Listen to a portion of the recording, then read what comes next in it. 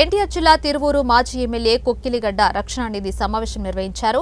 ఈ సందర్భంగా ఎన్డీఏ కూటమి టీడీపీ, బీజేపీ, జనసేన పార్టీ అధ్యక్షులు చంద్రబాబు నాయుడు, పవన్ కళ్యాణ్, పురంధేశ్వరిలకు విజయం సాధించిన ఎమ్మెల్యే, ఎంపీలకు శుభాకాంక్షలు తెలిపారు. తిరువూరు నియోజకవర్గ ప్రజలు తనను ఆదరించారని, వారికి ఎల్లప్పుడూ రుణపడి ఉంటారని చెప్పారు. అంతేకాకుండా ప్రజలకు ఎల్లప్పుడూ అందుబాటులోనే ఉంటారని ఆయన హామీ ఇచ్చారు. ఆయన ఇచ్చి మేము ప్రచారం చేయడం తప్ప చేయడానికి ఏమి లేదని కూడా తెలియజేస్తా ఉన్నాం. బ్రిడ్జి చేస్తానని చెప్పాడు, ఇక్కడ తిరువూరు వచ్చి ఇల్లు ఇస్తానని చెప్పారు లేదా మీ అందరి ముందు. ఎక్కడ ఇవాళ మున్సిపాలిటీ బాగా దరిద్రంగా ఉంది, మున్సిపాలిటీలో డ్రైనేజ్ అడిగాను నేను, డ్రైనేజీకి ఇవాళ ఎస్టీ ఏరియాలో రోడ్లు పోవడంగా ఉన్నాయి, అవి అడిగాను ఇవాళ. బస్ స్టాండ్ రోడ్లో ఆర్ఎంబీ రోడ్డు, బస్ స్టాండ్ కాడి నుంచి మెయిన్ రోడ్డుకు కూడా డబ్బులు అడిగాను, 10 కోట్లు అడిగాను. ఇచ్చేస్తానన్నా అన్నాడు, ఏమి ఇవ్వలేదు. అంటే మార్చి 13వ తారీఖున మీటింగ్ పెడితే నేను డిసెంబర్ వరకు కూడా తిరుగుతూ ఉన్నాను. నా నిధులన్నా, నా ఎలక్షన్ వస్తుందన్నా, మరి మీరు ఇచ్చిన హామీలు నెరవేర్చమని. ఎక్కడ కూడా ఏం చేయలేదు. అదేవిధంగా నేను ఒకటే చెప్పాను, ఆ రోజున బ్రిడ్జి కానీ కట్టకపోతే నేను ఓటు అడగదని చెప్పాను. నేను అదే మాట మీద బ్రిడ్జి కట్టలేకపోయాను, పోటీ చేయడం మానేశాను, ఓటు అడగడం కూడా మానేశాను. నేను అన్నమాట కట్టుబడి ఉన్నాను. సరే, అదేవిధంగా మరి ఇక్కడ గెలిచేటువంటి ఎమ్మెల్యే గారు కొలిపూడి శ్రీనివాస్ గారికి కానీ, పార్లమెంటు మరి పోటీ చేసేటువంటి చిన్ని గారి ఘన విజయం సాధించినందుకు కూడా వాళ్ళ శుభాకాంక్షలు చేస్తూ, ఇక్కడే కాకుండా మరి నేను ఉన్నటువంటి బందర పార్లమెంటు పామార్ నియోజకవర్గంలో కూడా నా వంతు నేను ఇక్కడ కానీ పామర్ బందరం మచిలీపట్నంలో కానీ పామర్లో కానీ కూటమికి పూర్తిగా సపోర్ట్ చేసి వాళ్ళ విజయంలో నేను భాగస్వామ్యం కూడా తెలియజేస్తున్నాను. నా పూర్తి సపోర్ట్ ఎలక్షన్ ముందు నుంచి కూడా నేను ఎవరైతే అన్యాయం జరిగిందని వాళ్ళు ఉన్నారో వాళ్ళందరూ కూడా నన్ను అభిమానించేవాడు ఎవరైతే ఉన్నారో వాళ్ళందరూ కూడా ఒకటే చెప్పాను, కూటమి గెలిస్తేనే డెవలప్ జరుగుద్ది. ప్రతి ఒక్కరు కూడా తిరువూరు కానీ ఎమ్మెల్యేగా పామర్లో కానీ గెలవాలి, పార్లమెంట్ అభ్యర్థులతో కూడా గెలవాలని నా వంతు నేను కూటమి అభ్యర్థులకి పనిచేసేది కూడా. మరి నన్ను అభిమానించేవాళ్ళు అందరూ కూడా అడిగారు, ఏం చేయమంటారని. మీ యొక్క మనస్సాక్షికి ఓట్లేయండి, ఎవరైతే బాగుందో ఓట్లేయండి అని కూడా చెప్పడం కూడా జరిగింది. ఎవరి మనస్సాక్షి వాళ్ళు పనిచేశారు. నేనైతే డైరెక్ట్గానే కూటమికి పనిచేసాను కూడా.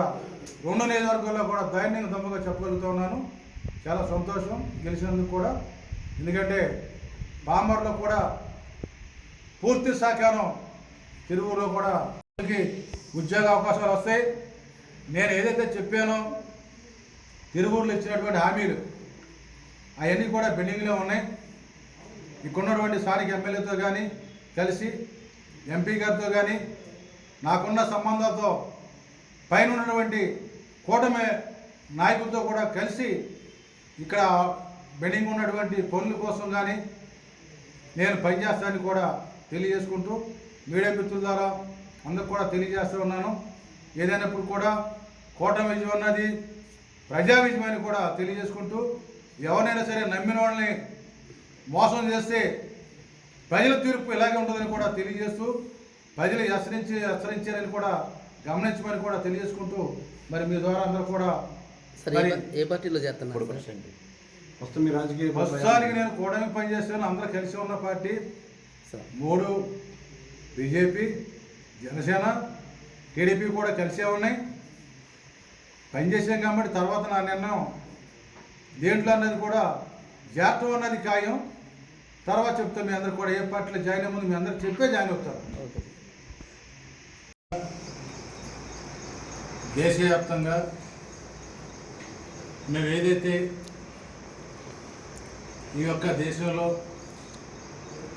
మళ్ళీ 3వసారి ప్రధానమంత్రిగా నరేంద్ర మోడీ గారు రావాలని ముందే చెప్పడం కూడా జరిగింది. దానిలో భాగంగానే మరి కూటమి తరపున ప్రధానమంత్రిగా ఎన్నికవడం కూడా జరిగింది. అదేవిధంగా రాష్ట్రంలో కూటమి అభ్యర్థులు జనసేన కానీ టీడీపీ కానీ బీజేపీ కానీ కూటమి అభ్యర్థులందరూ కూడా ఎంపీ అభ్యర్థులు కానీ ఎమ్మెల్యే అభ్యర్థులు కానీ ఘన విజయం సాధించినందుకు ముందుగా నా తరఫున వాళ్ళందరూ కూడా శుభాకాంక్షలు తెలియజేస్తా ఉన్నాను. మరి దీనికి ప్రత్యేక కారణం కూడా ఉంది. ఈ యొక్క మేము వైసీపీ ఎమ్మెల్యే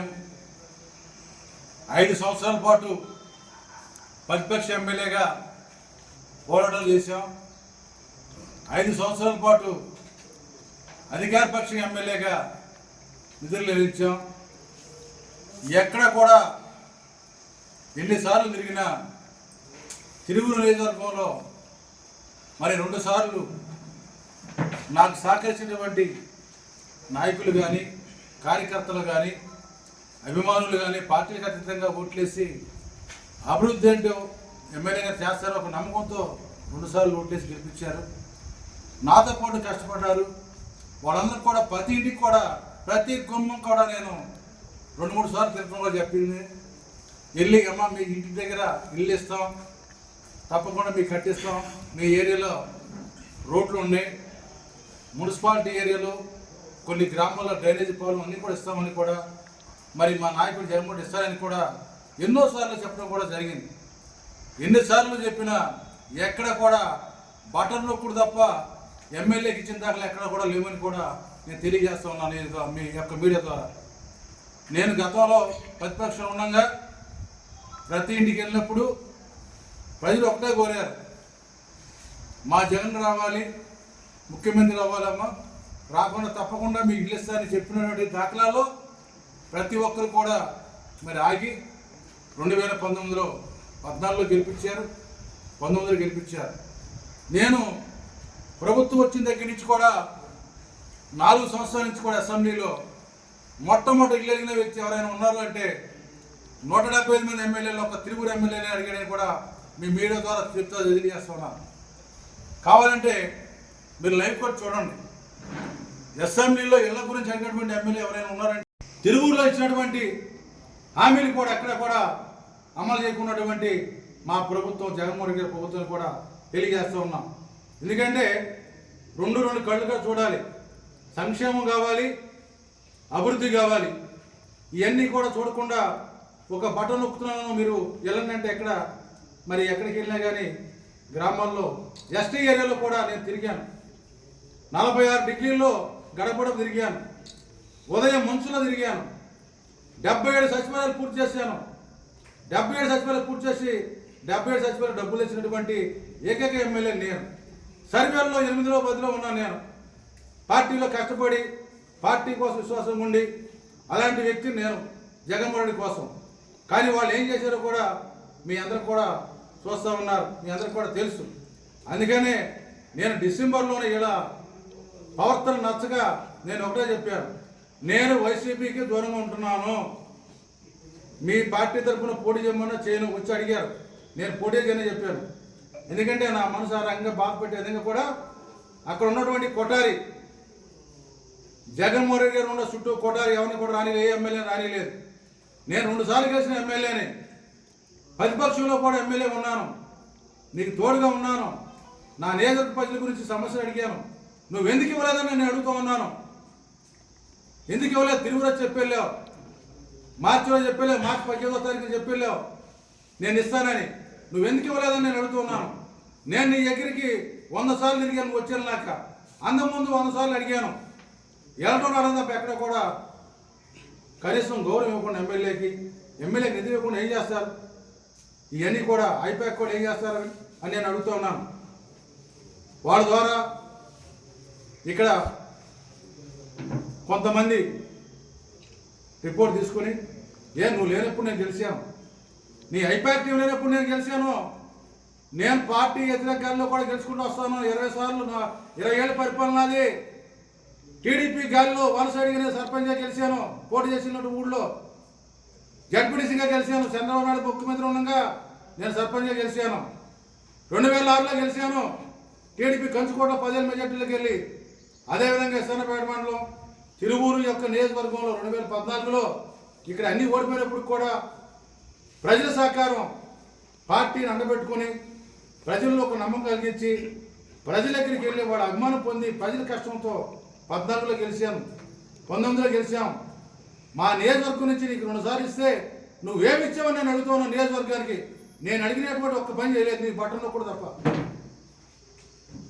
అందుకని నేను అడుగుతూ ఉన్నాను, నీ పార్టీలో వాల్యూ లేదు, ఎమ్మెల్యేకి గౌరవం లేదు, నియోజకవర్గ డెవలప్మెంట్ లేదు. నువ్వు ఓడిపోవడానికి ప్రధాన కారణం పార్టీ కార్యకర్తల్ని, పార్టీ కష్టపడడం గుర్తించుకోవడమే. ఎమ్మెల్యేలు గౌరవిస్తున్నారని కూడా మరి మీడియా ద్వారా కూడా తెలియజేస్తూ ఉన్నాను. నిన్న చూస్తూ ఉన్నాం, చంద్రబాబు నాయుడు గారు బ్రహ్మాండంగా గెలిపించుకున్నాడు. పవన్ కళ్యాణ్ గారు, చంద్రబాబు నాయుడు గారు, ఒక ఎంపీ గారు ఫ్లైట్కి అవకాశం ఉందా లేదా, నీ పరిస్థితి ఏంటని కూడా అడగడం కూడా జరిగింది. 10 ఏళ్ళలో ఏ రోజు కూడా పిలిచి నియోజకవర్గానికి నేను ఏమి ఇవ్వాలి, అక్కడ ఏమేమి పెండింగ్ ఉన్నాయి, నీ పరిస్థితి నేను అడిగినటువంటి దాఖలాల్లో మా ప్రభుత్వంలో జగన్మోహన్ రెడ్డి గారు ఆయన ఉన్నటువంటి సలహాదారులు పెట్టుకున్నాడు ఒక 60 మందిని. ఎందుకు పెట్టుకున్నాడో తెలియదు, వాళ్ళు ఏం సలహాలు ఇస్తారో తెలియదు, మరి ఆ నేనేం చేస్తున్నారో తెలియదు. మేమందరం గెలిచి ముఖ్యమంత్రి ఎన్నుకుంటేనే నువ్వు ముఖ్యమంత్రి అయ్యావు. మాతో మాట్లాడడానికి టైం దొరకట్లేదని నేను అడుగుతున్నాను. ఈ రోజున బాధతో అడుగుతూ ఉన్నాను జగన్మోహన్ రెడ్డి గారిని. అందుకనే ప్రజలు తగిన తీర్పు ఇచ్చారని కూడా నేను తెలియజేస్తూ ఉన్నాను. ఏదైతే పవన్ కళ్యాణ్ గారు, చంద్రబాబు నాయుడు గారు, నరేంద్ర మోడీ గారి నాయకత్వంలో బీజేపీ అధ్యక్షురాలు పురంధేశ్వరి గారు వీళ్ళందరూ కూడా కలిసి కూటమిగా పవన్ కళ్యాణ్ గారు ఒకటే చెప్పారు, ఈ రాష్ట్రంలో